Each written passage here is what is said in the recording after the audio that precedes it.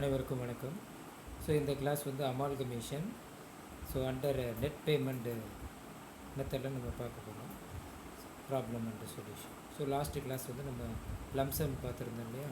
இப்போ வந்து net payment method. Right. So problem நல்லா கவனிச்சிக்கணும்.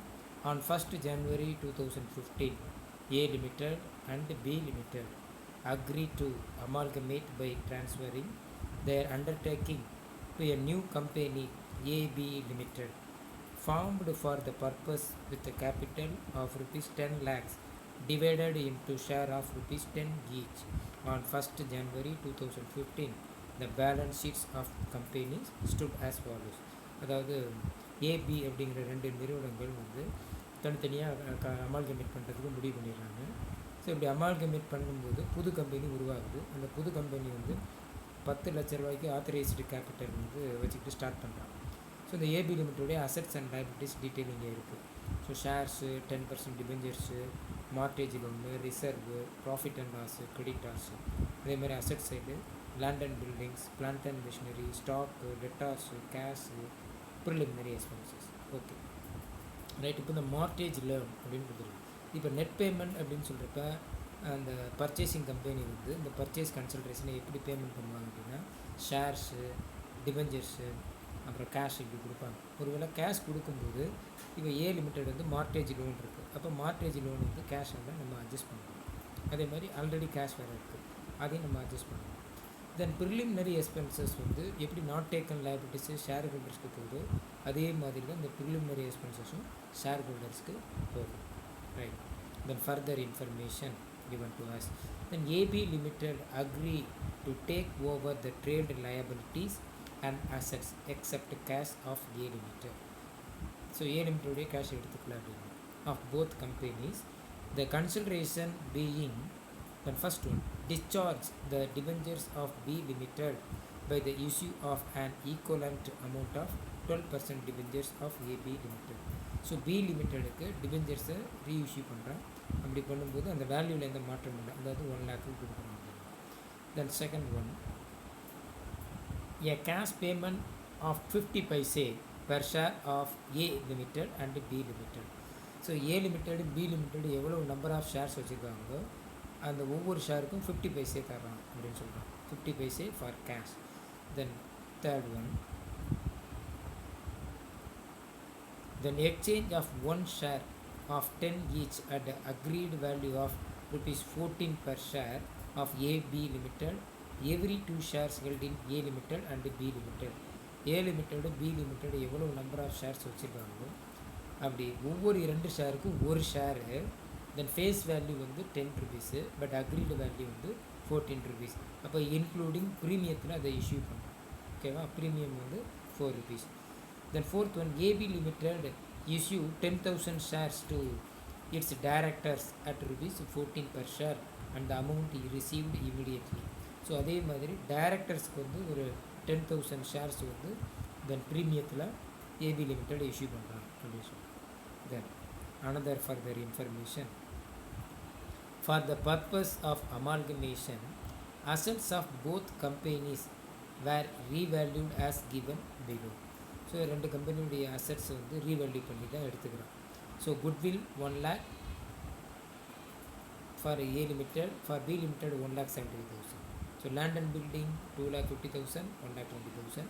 Plant and machinery 3,10,000, 1,80,000. Stock 72,000, 56,000. Debtor 63,000, 49,000. Then close the books of A Limited and B Limited. Give opening journal entries in the books of AB Limited and prepare the balance sheet of AB Limited as it will appear immediately after amalgamation. So AB லிமிட்டடுக்கு வந்து பார்த்திங்க அப்படின்னா ledger மட்டும் போட சொல்லியிருக்கு. So புது start பண்ணுற கம்பெனிக்கு opening journal entries and balance sheet கேட்டிருக்கு. ஓகே, இப்போ ஃபஸ்ட்டு வந்து நெட் பேமெண்ட் மெத்தடில் purchase consideration for A for B என்ன அப்படின்னு பார்க்கணும். ஸோ ஏக்கு வந்து கேஷும் தராங்க, ஷேரும் தரான். பி லிமிட்டடுக்கு வந்து டிபெஞ்சர் தரான், கேஷ் தரான், அப்புறம் ஷேர்ஸு தரான். Okay right. Then calculation of purchase consideration under net payment method for A limited. Then first one cash payment at 50 paise. So ஒவ்வொரு ஷேருக்கும் வந்து 50 பைசா தரேன்னு சொல்கிறாங்க. அப்போ ஏ லிமிடெட் வந்து 1 lakh ஷேர் வச்சுருக்கான். அப்போ 1 lakh share into 50 paise equal to 50,000. Then second one share of rupees 10 each at agreed value of rupees 14 of AB Limited for every share 2 share. So வச்சுருக்க பி லிமிட்டெட் ஏ லிமிட்டெட் வச்சுருக்க ஒவ்வொரு 2 ஷேருக்கும் ஒரு share தரேன் அப்படின்னு சொல்கிறேன். அப்போ 1 lakh share by 2, then 50,000 shares. அப்போ 50,000 share into 14 rupees 7 lakh. So the amount of purchase consideration for A limited 7,50,000. So இதே மாதிரி பி லிமிட்டெடுக்கு பண்ணுறோம். ஸோ பி லிமிட்டெடுக்கு டிபெஞ்சர் தரேன், கேஷ் தரேன், ஷேர்ஸ் தரேன் இல்லையா? Right. For debenture holders then 12% debentures instead of 10% debentures rupees 1 lakh. For shareholders a cash payment at 50 paise per share. So 60,000 shares வந்து பி லிமிட்டெட் வச்சுருக்கோம்.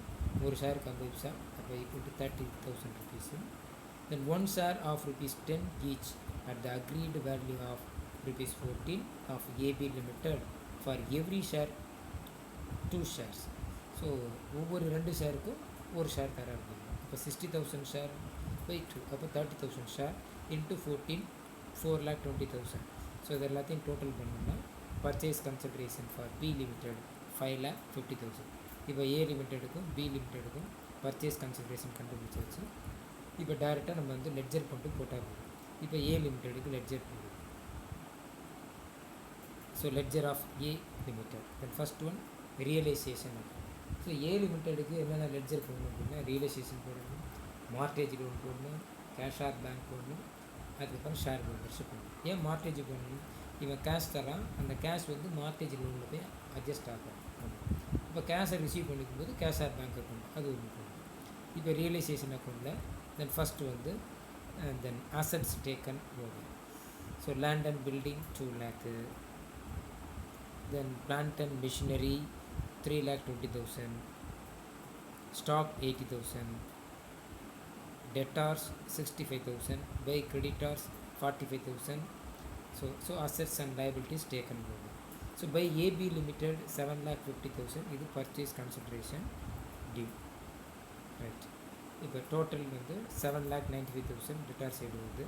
இப்போ நம்ம பேலன்ஸ் பார்ப்போம். பேலன்ஸ் வந்து debtor சைடு வருது இல்லையா?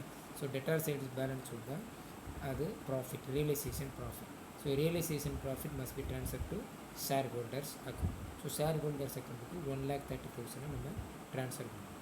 ஸோ நெக்ஸ்ட்டு லெட்ஜர் வந்து mortgage loan. இப்போ மார்டேஜ் லோன் அப்படிங்கிறப்ப என்ன அப்படின்னு பாருங்கள். இப்போ mortgage loan account opening balance எவ்வளோ இருக்குது? 60,000. டு பேங்க் வந்து 60,000. ஸோ இங்கே அட்ஜஸ்ட் ஆகுது, ஆனால் அதை வந்து செட்டில் பண்ணிடுறான் அப்படின்னு. அடுத்து ஏபி லிமிட்டட்.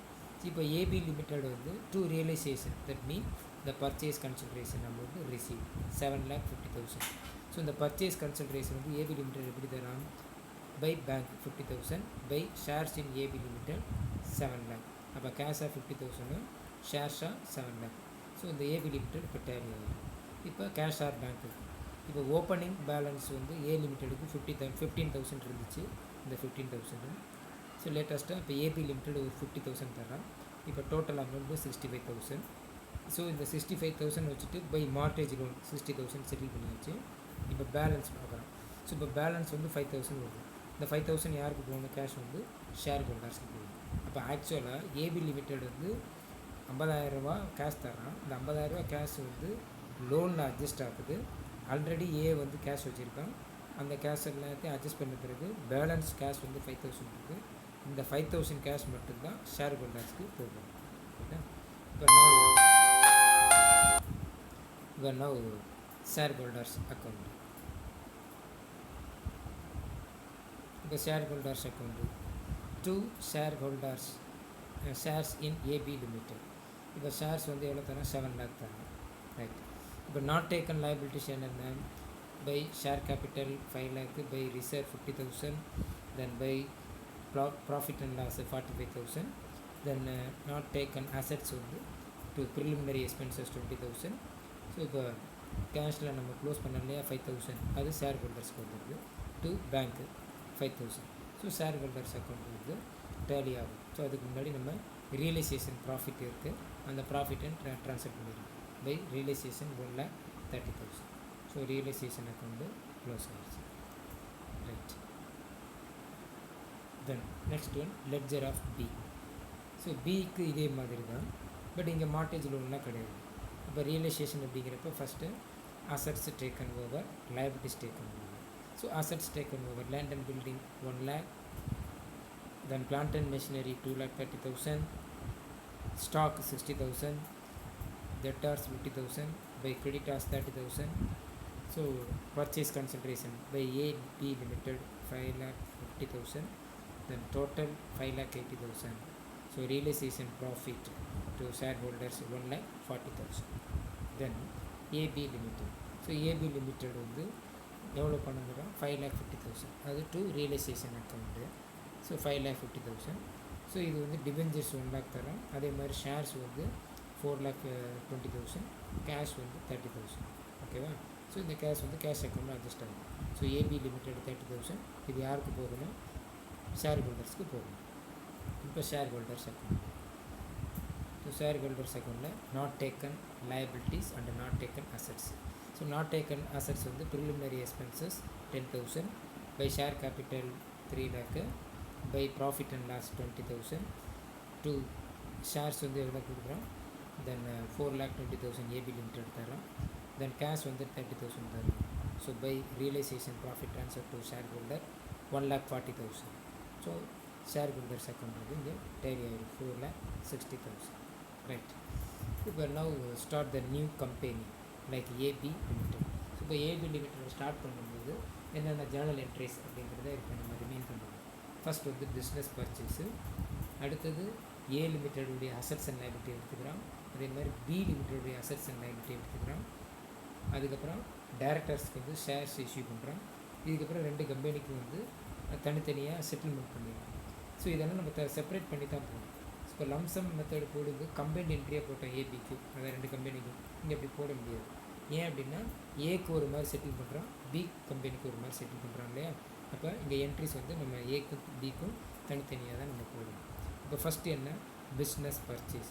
இப்போ பிஸ்னஸ் பர்ச்சேஸ் அப்படிங்கிறப்ப business purchase account data to liquidator of A limited 7,50,000, liquidator of B limited 5,50,000. So இந்த 2 கம்பெனியோடைய total 13 lakh. So being business purchase. The next one A limited. So A லிமிட்டடுடைய assets and liabilities taken பண்ணுவோம். ஓகேவா? Then so land and building 3,70,000.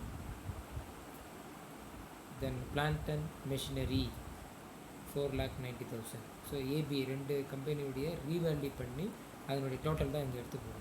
So அட்ஜஸ்ட்மெண்ட்டில் கொடுத்துருந்தது இல்லையா, revaluation கொடுத்துருந்தது இல்லையா, அந்த revalue என்னவோ அந்த ரீவேல்யூ படி அந்த 2 கம்பெனியுடைய அசட்ஸையும் டோட்டல் பண்ணி தான் போகணும். அதே மாதிரி stock 1,28,000, debtors 1,12,000, then goodwill 2,75,000, to creditors account 75,000, to business purchase 13 lakh, being assets and liabilities taken.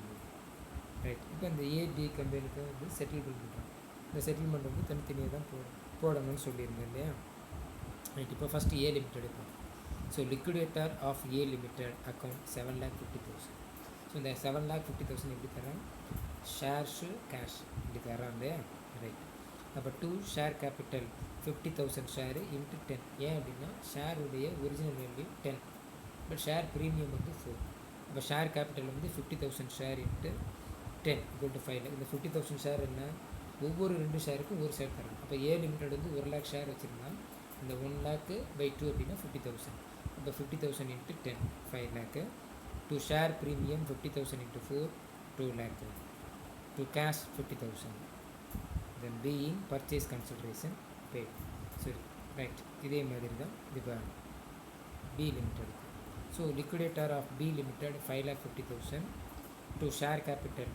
So 60,000 share வச்சுருந்தா 2 ஷேருக்கு ஒரு ஷேர் அப்படிங்கிறப்ப 30,000 share into 10 rupees face value, 4 rupees வந்து ஷேர் ப்ரீமியம். அப்போ 30,000 share into 10 3 lakh. To share premium 30,000 into 4 1,20,000. To debentures 1 lakh. To cash or bank 30,000 being purchase consideration paid. Okay. So இப்போ 2 கம்பெனிக்கு தனித்தனியாக settlement பண்ணியாச்சு. இப்போ லாஸ்ட்டாக என்ன அப்படின்னு சொன்னால் டைரக்டர்ஸ்க்கு வேறு ஒரு 10,000 ஷேர் வந்து இஷ்யூ பண்ணுறோம். அப்போ ஷேர்ஸை இஷ்யூ பண்ணும்போது bank account to share capital. So இதுவும் ஷேர் ப்ரீமியத்தில் தான் இஷ்யூ பண்ணுறோம். பட் ப்ரீமியம் அப்படிங்கிறப்ப so bank account debtor 1,40,000 to equity share capital 10,000 share into 10 1 lakh to share premium 10,000 share into 4 40,000. So being shares issued to directors. Right. இப்போ balance sheet of new company. இப்போ new company. So இப்போ இந்த new கம்பெனியை வந்து நம்ம இது பண்ணும்போது என்னென்ன அப்படின்னு பார்த்தீங்கன்னா ஆத்தரைஸ்டு ஷேர் கேபிட்டல் வந்து 10 லேக்னு கொடுத்துருந்தோம். தென் இஷ்யூடு ஷேர் கேபிட்டல் அப்படின்னு பார்க்கணும். இப்போ இஷ்யூடு ஷேர் கேபிட்டல் வந்து ஏ கம்பெனிக்கு 50,000 ஷேரும் பி கம்பெனிக்கு 30,000 ஷேரும் டைரக்டருக்கு வந்து ஒரு 10,000 ஷேர். இப்போ டோட்டலாக 90,000 ஷேர்ஸை இஷ்யூ பண்ணுறோம். ஃபேஸ் வேல்யூ வந்து 10. அப்போ 90,000 ஷேர் இன்ட்டு 10 9 லேக்கு. அதே மாதிரி ஷேர் ப்ரீமியம் வந்து 90,000 ஷேர் இன்ட்டு 4 3,60,000. ஓகேவா? இது ஷேர்ஸ்க்கு வரும். மற்றபடி அசட்ஸ் எல்லாத்தையுமே நம்ம டோட்டல் பண்ணி போட்டுருவோம். இங்கே முக்கியமாக கவனிக்க வேண்டியது கேஷ். இப்போ கேஷ் வந்து இங்கே எப்படி இதாகுது அப்படின்னு சொன்னால் இப்போ அட்ஜஸ்ட் ஆகணும் கேஷ் வந்து. இப்போ டைரக்டர்ஸ்க்கு வந்து டோட்டலாக எவ்வளோ ஷேர்ஸ் இஷ்யூ பண்ணுறோம் அப்படின்னா 10,000 ஷேரு இன்ட்டு 14. இப்போ 1,40,000 ஷேர்ஸை இஷ்யூ பண்ணும்போது இந்த புது கம்பெனிக்கு எவ்வளவு கேஷ் வருது 1,40,000. ஸோ இந்த 1,40,000 50,000 வந்து ஏக்கும் 50,000 வந்து பி கம்பெனி 30,000 வந்து பிக்கு வந்து கொடுத்துறோம். அப்போ 80,000 போச்சு. இப்போ பேலன்ஸ் கேஷ் எவ்வளோ இருக்கும்? அப்போ 1,40,000 மைனஸ் 50,000 மைனஸ் 30,000. அப்போ 80,000 லெஸ் பண்ணால் 60,000 இருக்கும்.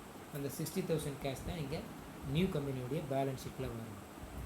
அவ்வளோதான், வேறு எதுவும் இங்கே பேலன்ஸ் ஷீட்டில் வர வேண்டியது. Okay right. இப்போ லைபிலிட்டி சைடு பாருங்கள். தென் ஆத்தரைஸ்டு ஷேர் கேபிட்டல் 10 lakh. இது டோட்டல் நம்ம எடுத்துக்க வேண்டியது இல்லை. தென் இஷ்யூடு ஷேர் கேபிட்டல். இந்த இஷ்யூடு ஷேர் கேபிட்டல் வந்து so 90,000 share at 10 each 9 lakh. So இந்த 90,000 ஷேர் எப்படின்னு சொல்லியிருந்தேன். ஃபார் ஏக்கு 50,000, ஃபார் பிக்கு 30,000, டைரக்டர்ஸ்க்கு ஒரு 10,000. அதே மாதிரி share premium 90,000 into 4 3,60,000. So land and building asset side land and building 3,70,000, plant and machinery 4 lakh. இதெல்லாம் நம்ம வந்து இந்த ரீவேல்யூ படி டோட்டல் பண்ணி என்னவோ அந்த டோட்டல் அப்படியே போட்டுக்கிறோம். அதே மாதிரி இப்போ கேஷ் சொல்லியிருந்தேன் இல்லையா 60,000. இந்த 60,000 கேஷ் எப்படி வந்தது? 1,40,000 ஷேர்ஸ் வந்து நியூ இஷ்யூ பண்ணியிருக்கான். அந்த நியூ இஷ்யூவில் ஏக்கு வந்து 50,000, பிக்கு 30,000 கொடுத்துட்றான். அப்போ 80,000 போச்சுன்னா 60,000. தென் டிபெஞ்சர்ஸ் 1 lakh. தென் கிரெடிட்டார்ஸ் 75,000. இப்போ பேலன்ஸ் ஷீட் வந்து டேலி ஆகிடும். ஸோ இப்படி தான் நம்ம வந்து தென் நெட் பேமெண்ட் மெத்தடில் போகணும். ஓகேங்களா? ஸோ இதில் எதுவும் டவுட் இருந்தால் நீங்கள் கேட்கலாம். தேங்க்யூ.